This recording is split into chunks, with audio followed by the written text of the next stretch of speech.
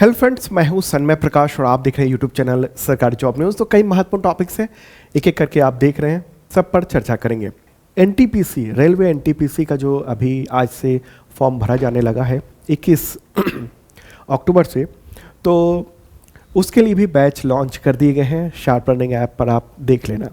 तो शुरू करते हैं दोस्तों, और पहला इंपॉर्टेंट क्वेश्चन लेते हैं। प्राइम मिनिस्टर नरेंद्र मोदी ने किस युद्धपोत पर दिवाली मनाई? आंसर क्या होगा इसका? आईएनएस विक्रांत। ठीक है, आईएनएस विक्रांत। अब आप कहेंगे प्राइम मिनिस्टर ने कहीं दिवाली मनाई है, तो क्या ये भी प्रश्न आ सकता है? हो सकता है कोई हो जो एग्जामिनेशन का सेट बना रहा हो तो वही प्रश्न डाल दे, तो इसलिए ये हो जाता है इंपॉर्टेंट। ओके, तो प्राइम मिनिस्टर नरेंद्र मोदी ने विमान वाहक पोत एयरक्राफ्ट कैरियर आईएनएस विक्रांत पर ये 20 अक्टूबर को दीपावली मनाई है। और ये फोटोग्राफ देख रहे हैं, उसका बाद ये विक्रांत है, और फिर ढेर सारी जो युद्धपोत हैं उन्हें मार्च पास्ट भी किया है और सबको वो अभिवादन भी कर रहे हैं। तो आईएनएस विक्रांत के बारे में आप जानते हैं, ये भारतीय सेना का पहला स्वदेशी विमान वाहक पोत है, एयरक्राफ्ट कैरियर है, पहला इंडिजिनस। इससे पहले भी थे लेकिन वो सब विदेश के थे। ठीक है, एक और है आईएनएस विक्रमादित्य, वो रशियन है, रूस में बना हुआ है, ये भारत में बना है। ओके, तो इसका नाम जो है ना, वो इससे पहले भी एक और आईएनएस विक्रांत हुआ करता था, उसी के नाम पर रखा गया था। और वो 1961 में वो उस वक्त था, और 1971 में भारत पाकिस्तान युद्ध के दौरान बहुत महत्वपूर्ण भूमिका निभाई थी। ठीक है, तो वर्तमान जो आईएनएस विक्रांत है, इसको कोचिन शिपयार्ड में बनाया गया था। 2 सितंबर 2022 को प्राइम मिनिस्टर नरेंद्र मोदी के द्वारा नौसेना में कमीशन किया गया था।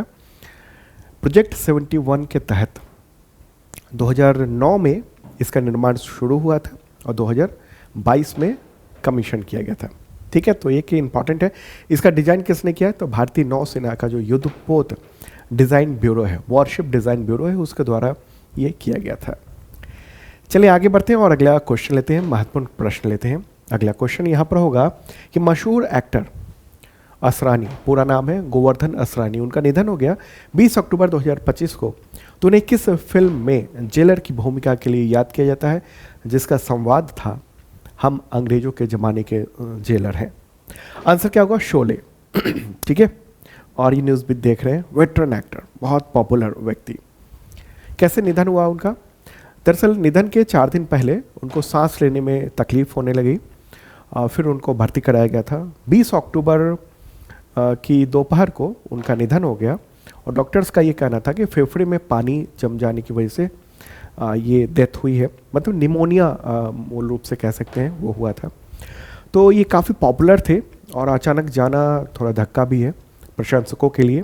और सबसे ज़्यादा जो इनकी चर्चा थी, आज भी याद किया जाता है, फिल्म शोले में जो तानाशाह जेलर की भूमिका इन्होंने निभाई थी, और इसी में उनका डायलॉग था हम अंग्रेज़ों के ज़माने के जेलर हैं। 1975 की इस फिल्म में उनकी भूमिका जो है ना, वो सालों बाद भी आज भी हंसी का पात्र है। और उस वक्त सलीम खान और जावेद अख्तर ने इस किरदार को द ग्रेट डिक्टेटर, उसमें जो चार्ली चैपलिन का जो एक्टिंग थी उस फिल्म में, उसकी तर्ज पर बनाया था। तो 5 दशक तक इनका असरानी का करियर रहा है फिल्मों में, बहुत लंबा, और हर बड़े से बड़े एक्टर के साथ इन्होंने काम किया था, चाहे राजेश खन्ना हो, अमिताभ बच्चन हो, आमिर खान हो, या और भी कोई। और उन्होंने अपने हिंदी सिनेमा का करियर की शुरुआत जो की थी 1967 में की थी। फिल्म का नाम था हरे कांच की चूड़ियाँ। उसके बाद तो बहुत सारी एक्टिंग की, बहुत तरह तरह की। अगला क्वेश्चन लेते हैं, किस देश के चर्चित पूर्व राष्ट्रपति निकोलस सरकोजी को चुनाव अभियान के लिए लीबिया से धन जुटाने की साजिश के लिए 5 साल की जेल की सज़ा सुनाई गई है, और जेल आज उनको भेज दिया गया है? इसका आंसर बताएंगे, उससे पहले बताऊं कि दिवाली ऑफर अभी भी चल रहा है। अगर आपने परचेज नहीं किया है तो कर सकते हैं, बहुत सारे कोर्सेज हैं, उन सब में छूट चल रही है ज़बरदस्त। बस अगले 2-4 दिन और है, उसके बाद फिर ये ऑफ़र समाप्त हो जाएगा। तो शार्प लर्निंग ऐप पर ये ज्वाइन कर सकते हैं। बिहार के तमाम स्टूडेंट्स के लिए ये दरोगा, कांस्टेबल, इंटर स्तरीय, CGL, ADO, स्टेनोग्राफर, सहायक परिचर, और जो अभी NTPC का है वो भी इससे आप कवर कर सकते हैं मात्र 600 रुपीज़ में। और साथ में फ्री में करंट फोर्स का बेसिक मेंबरशिप भी आपको मिल जाता है। चाहे तो आप अलग अलग बैच भी ले सकते हैं। एईडीओ का अलग है, दरोगा यानी एसआई का अलग से बैच है, इंटर स्तरीय यानी 12th लेवल का जो पद है उसके लिए अलग से है, कांस्टेबल का अलग से है, सीजीएल का अलग से है, सीजीएल 4 जो है वो उसका अलग से है। तो ये तमाम बैचें चल रहे हैं। और एनटीपीसी, रेलवे एनटीपीसी का जो अभी आज से फॉर्म भरा जाने लगा है 21 अक्टूबर से, तो उसके लिए भी बैच लॉन्च कर दिए गए हैं। शार्प लर्निंग ऐप पर आप देख लेना, ठीक है। और 72वीं बीपीएससी का प्रीलिम्स और मेंस एग्जामिनेशन के भी बैच चल रहे हैं शानदार ढंग से। तो चलिए आगे बढ़ते हैं और अगला क्वेश्चन लेते हैं हम लोग। तो यहाँ मैं प्रश्न को दोहरा देना चाहता हूँ। किस देश के चर्चित पूर्व राष्ट्रपति निकोलस सरकोजी को चुनाव अभियान के लिए लीबिया से धन जुटाने की साजिश के लिए 5 साल की जेल की सजा हुई है? आंसर क्या होगा? काफ़ी चर्चित नाम है निकोलस सरकोजी। आंसर होगा फ्रांस, ठीक है।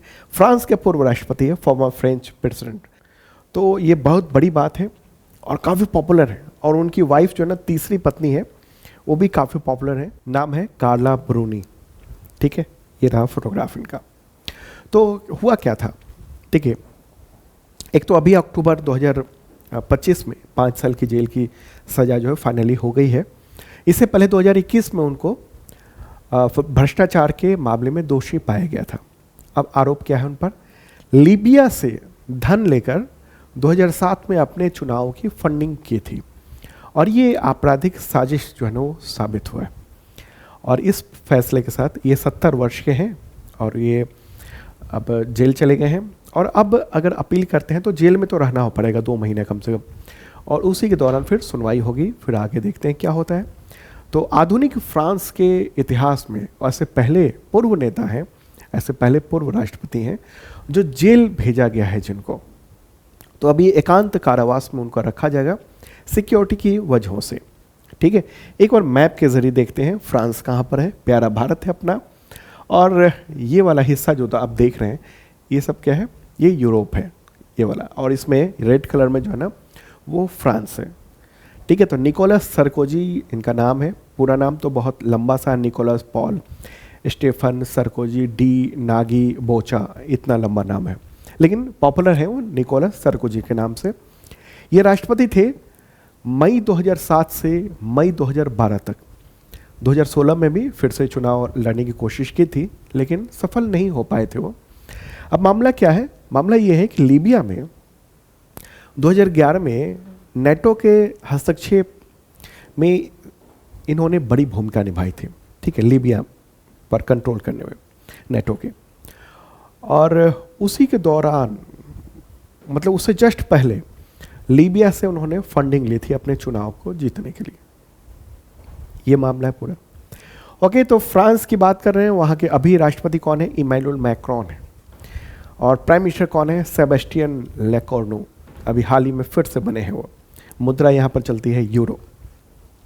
अगला क्वेश्चन लेते हैं। आरबीआई ने भारतीय बैंक और उनकी विदेशी शाखाओं को किन देशों के निवासियों और उनके बैंकों को भारतीय रुपए में लोन प्रदान करने की अनुमति अक्टूबर 2025 में दी? आंसर क्या होगा? भूटान, नेपाल और श्रीलंका, ठीक है। ये 3 देश हैं। तो आरबीआई ने ये रणनीतिक कदम उठाया है सरकार के निर्देश पर। तो ये क्षेत्रीय जो व्यापार है जो आसपास के देशों के साथ, वो और बेहतर होगा, भुगतान प्रणाली बेहतर होगी और इसके जरिए बाहरी व्यापार और भुगतान जो है ना थोड़ा सा आसान हो जाएगा। साथ में इस क्षेत्र में जो ना रुपए की भूमिका को बहुत ही महत्वपूर्ण बल मिलेगा, क्योंकि इन तीनों देशों के लिए महत्वपूर्ण है। जैसे श्रीलंका है ना, एक और मैप के जरिए चलते हैं हम। देखिए, प्यारा भारत है, ये नेपाल हो गया, यहाँ पर ये वाला जो है ना वो भूटान है, ठीक है। और इधर जो देखा आपने ये है श्रीलंका यहाँ पर। तो उसमें श्रीलंका जो है ना उसकी हालत बहुत ख़राब है आर्थिक तौर पर।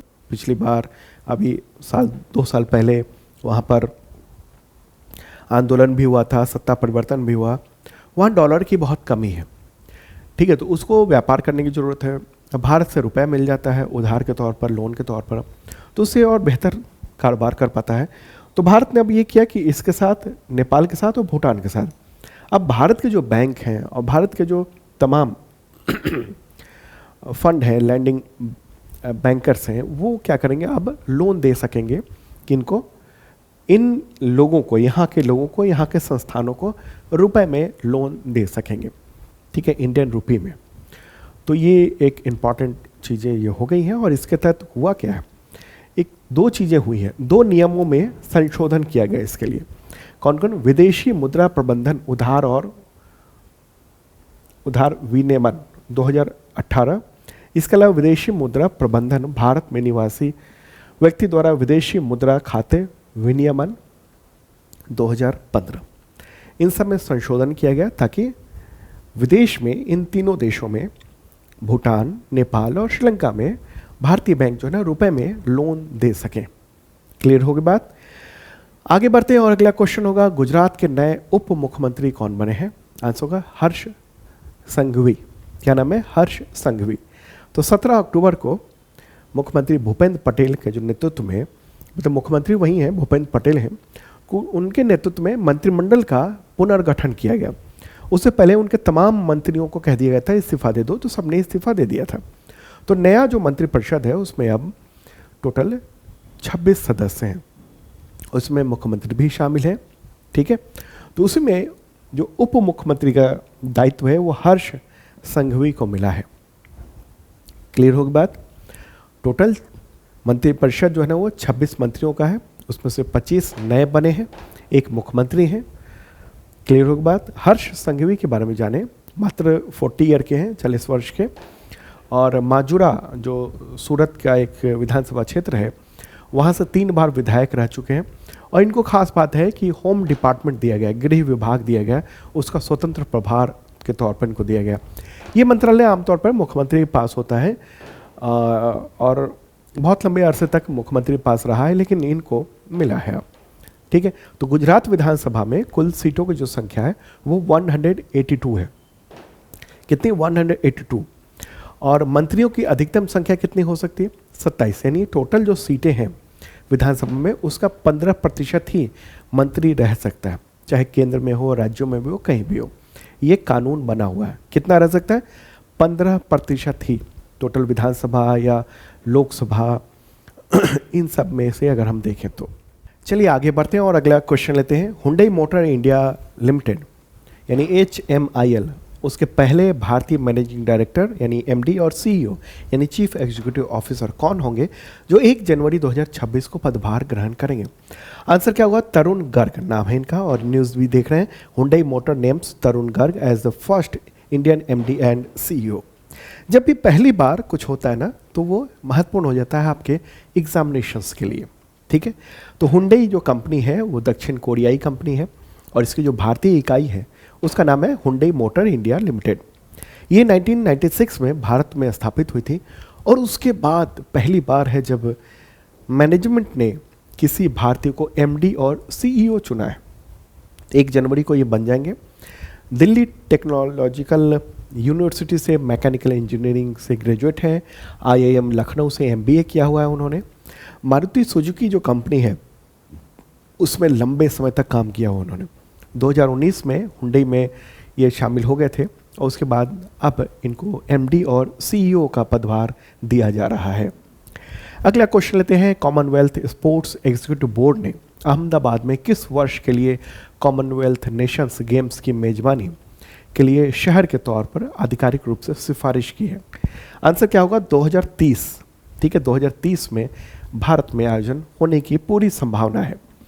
तो ये न्यूज़ भी आप देख रहे हैं द हिंदू में। Ahmedabad set to host 2030 Commonwealth Games as city. तो ये अभी फिलहाल तय किया गया है, मतलब सिफारिश की गई है। अब हायर लेवल पर जाएगा और नवंबर में ये फाइनल हो जाएगा कि ये अहमदाबाद ही होगा, ठीक है। तो अहमदाबाद नाम जो है ना अभी हाल फिलहाल कुछ महीनों में आया है। उससे पहले नाइजीरिया का एक शहर है अबूजा, वहाँ पर ये आयोजन होना था। मेजबान देश के तौर पर उसको देखा जा रहा था, लेकिन अब ये तय हो रहा है कि ये भारत में अहमदाबाद में होगा। ओके, क्लियर होगी बात। कॉमनवेल्थ के बारे में आप जानते हैं 56 कंट्रीज़ का ये एक संघ है जिसमें ब्रिटेन के जो पूर्व उपनिवेश हैं वो सब शामिल है इसमें। इसके अलावा भी कुछ दूसरे देश भी इसमें शामिल हुए हैं अब ये नहीं कह सकते कि सिर्फ उपनिवेशों का ही एक संघ है, पूर्व उपनिवेशों का ही एक संघ है, ऐसा नहीं है। अब कुछ ऐसे ऐसे देश भी उसमें शामिल हुए हैं जो पहले उपनिवेश नहीं थे। इसे अफ्रीका में ही देखेंगे हम तो, ठीक है। और इसके जो चीफ होते हैं वो चार्ल्स तृतीय, वो जो ब्रिटेन के राजा या रानी हैं वो होते हैं, ठीक है। उनको हेड ऑफ कॉमनवेल्थ कहा जाता है, ठीक है। आगे बढ़ते हैं, अगला क्वेश्चन। सभी अंतर्राष्ट्रीय प्रारूपों यानी टेस्ट, ओडीआई और T20 इंटरनेशनल, उसमें 50-50 मैच खेलने वाले पहले भारतीय तेज गेंदबाज कौन बन गए? यहाँ पर आप सवाल पर ध्यान दीजिएगा, पहले भारतीय तेज गेंदबाज, यहाँ पर तेज गेंदबाज की बात हो रही है, तो इसमें से क्या आंसर होगा? जसप्रीत बुमराह। तो सभी अंतर्राष्ट्रीय प्रारूपों में 50-50 मैच खेलने वाले पहले भारतीय तेज गेंदबाज बनने का गौरव उनको मिला है, और न्यूज़ भी आप देख रहे हैं मेरे बगल में। तो ये उपलब्धि उनको 10 अक्टूबर को हासिल हुई है दिल्ली के अरुण जेटली स्टेडियम में, वेस्ट इंडीज़ के खिलाफ जो खेले गए दूसरे टेस्ट मैच है उसी के दौरान। अच्छा, ध्यान देने की बात है कि इस रिकॉर्ड में वो अकेले तेज गेंदबाज हैं, ठीक है। वैसे सभी प्रारूपों में 50-50 मैच खेलने वाले, अगर हम दूसरे तरीके से कहेंगे तो 7वें खिलाड़ी होंगे। जैसे कि अगर बैट्समैन, विकेट कीपर और भी तमाम खिलाड़ियों को देखेंगे तो इस तरह से ये लिस्ट ये बनेगी। महेंद्र सिंह धोनी, फिर विराट कोहली, फिर रविंद्र जडेजा, फिर रविचंद्रन अश्विन, रोहित शर्मा, KL राहुल और फिर जसप्रीत बुमराह है, ये 7वां स्थान है। लेकिन अगर हम बात करेंगे ना तेज गेंदबाज की, तो वो ये नंबर 1 है, तेज गेंदबाज की बात करेंगे तो, ठीक है, जैसा कि न्यूज़ में बताया गया है। आगे बढ़ते हैं और अगला क्वेश्चन लेते हैं। Associated chambers of commerce and industry of India, इसको शॉर्ट में क्या कहते हैं? एसोचैम कहते हैं। क्या कहते हैं? एसोचैम। तो उसके नए चेयरमैन का पदभार किसने अक्टूबर 2025 में ग्रहण किया है? आंसर होगा निर्मल कुमार मिंडा। निर्मल कुमार मिंडा, ये रहा फोटोग्राफ।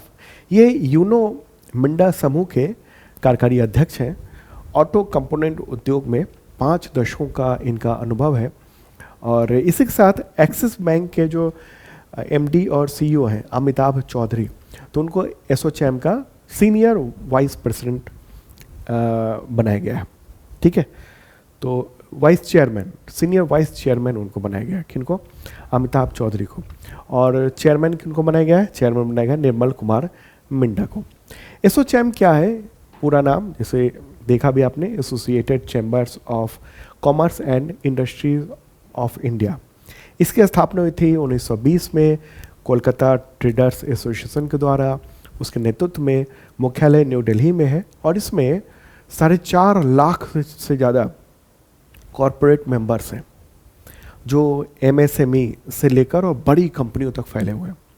और संगठन में 100 से अधिक राष्ट्रीय और क्षेत्रीय परिषदें हैं, जिसका नेतृत्व अलग अलग तरीके से औद्योगिक लीडर्स हैं, एजुकेशन से रिलेटेड हैं, अर्थशास्त्री हैं, ये सब करते हैं।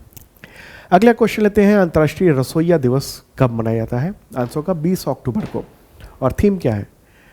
खाद्य खोजकर्ता यानी फूड एक्सप्लोरर, ठीक है। तो ये शेफ के प्रति मतलब उनको सम्मान देने के लिए ये दिवस मनाया जाता है।